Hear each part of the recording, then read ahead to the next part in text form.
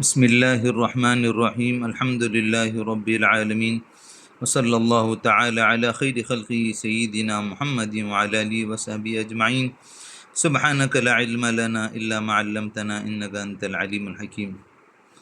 میرے محترم بھائیوں اور بہنوں، آج سورہ اخلاص کے متعلق مختصراً اس کے معنی آپ کے سامنے پیش کیے جائیں گے۔ سورہ اخلاص یہ مکی سورت ہے۔ اس سورت کے شان نزول کے متعلق روایات میں آتا ہے کہ بعض کافروں نے حضور صلی اللہ علیہ وسلم سے پوچھا کہ آپ جس خدا کی عبادت کرتے ہیں وہ کیسا ہے، اس کا حسب نسب بیان کر کے اس کا تعارف تو کرائیے۔ اس کے جواب میں یہ سورت نازل ہوئی۔ اس سورت کی بہت ساری فضیلت احادیث میں وارد ہوئی ہے۔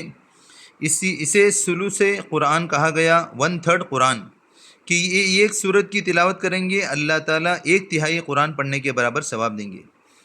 لہٰذا ہمیں چاہیے کہ ہم اس سورت کو اپنے معمولات میں شامل کریں، زیادہ سے زیادہ اس سورت کی تلاوت کریں۔ ایک اور صحابی کے بارے میں آتا ہے کہ وہ ہر رکعت میں اس سورت کی تلاوت کرتے تھے۔ ان سے پوچھا گیا کہ آپ کیوں اس کی تلاوت کرتے ہیں؟ انہوں نے بتایا کہ اس سورت میں اللہ کی صفات کو بیان کیا گیا ہے، لہٰذا اس سورت سے مجھے بہت محبت ہے۔ نبی صلی اللہ علیہ وسلم نے اس موقع پر فرمایا کہ اللہ بھی آپ سے محبت کرتے ہیں، لہٰذا ہمیں اس سورت کی تلاوت کرنی ہے۔ اس سورت کا اتنا اونچا مقام کیوں ہے؟ اس لیے کہ قرآن پاک کے 3 مرکزی مضامین ہیں: توحید، رسالت، آخرت۔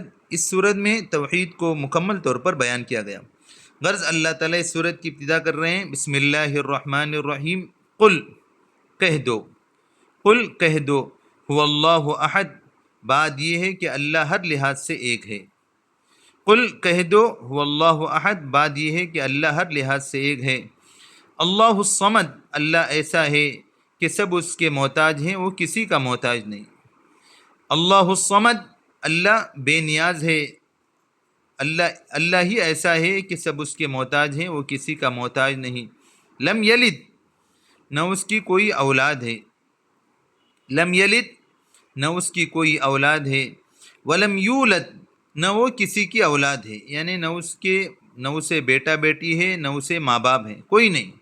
لم یلد، نہ اس کی کوئی اولاد ہے۔ ولم یولد، نہ وہ کسی کی اولاد ہے۔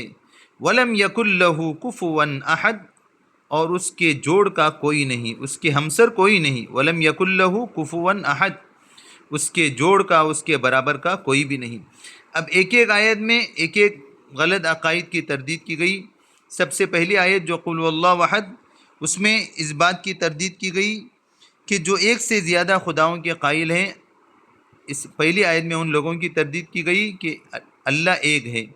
دوسری آیت میں ان لوگوں کی تردید کی گئی جو اللہ کے علاوہ کسی اور کو کارساز، حاجت روا سمجھتے ہیں، اس کی تردید کی گئی کہ سب اللہ کے محتاج ہیں، وہ کسی کا محتاج نہیں۔ اور تیسری آیت میں ان لوگوں کی تردید کی گئی جو اللہ کے لیے بیٹا یا بیٹی کے قائل ہیں۔ اللہ کی نسبت، کسی کی نسبت کہتے ہیں کہ یہ اللہ کا بیٹا ہے، یا نعوذ باللہ یہ اللہ کی بیٹی ہے، ان کی تردید کی گئی۔ اور چوتھی آیت میں ان لوگوں کی تردید کی گئی جو اللہ کی کسی بھی صفت میں کسی اور کی برابری کے قائل ہیں۔ لہٰذا اس صورت میں توحید کو مکمل طور پر بیان کیا گیا ہے۔ ہمیں چاہیے کہ اس صورت کے معنی کو ہم صحیح معنی میں سمجھیں اور بار بار اس صورت کی تلاوت کرتے رہیں۔ اللہ ہمیں بہت زیادہ ثواب دے گا، اور اس صورت کی تلاوت سے اللہ سے خاص قرب اور تعلق ہمیں ملے گا۔ اللہ تعالیٰ صحیح معنی میں قرآن پاک کی آیات کو سمجھنے کی اور اس کے مطابق عمل کرنے کی توفیق نصیب فرمائے۔